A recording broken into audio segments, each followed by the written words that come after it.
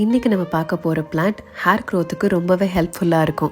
வேறு எதுவும் இல்லைங்க, ரோஸ்மேரி லீவ்ஸ் தான் அது. மினாக்சிடல்னு ஒரு மெடிக்கேஷன் இருக்குது.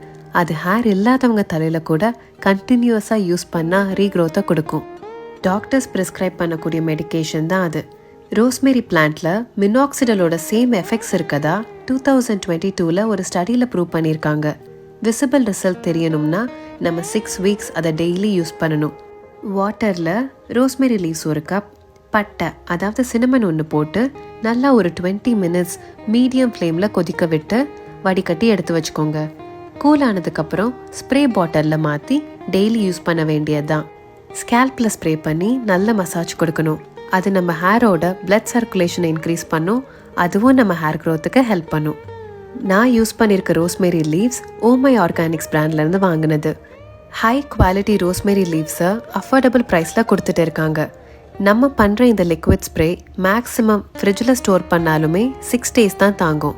ஏன்னா நம்ம டைரெக்டாக வாட்டரில் போட்டு பாயில் பண்ணுறோம். இதுவே ஸ்டீம் டிசைல் ரோஸ்மேரி வாட்டராக இருந்தால் லாங் டேர்முக்கு யூஸ் பண்ணலாம். அதுவும் நம்ம ஓமை ஆர்கானிக்ஸ் பிராண்டில் கொடுத்துட்டு இருக்காங்க. அவங்க பேஜை நம்ம வீடியோலேயே உங்கள் ரெஃபரன்ஸ்க்காக டேக் பண்ணுறேன்.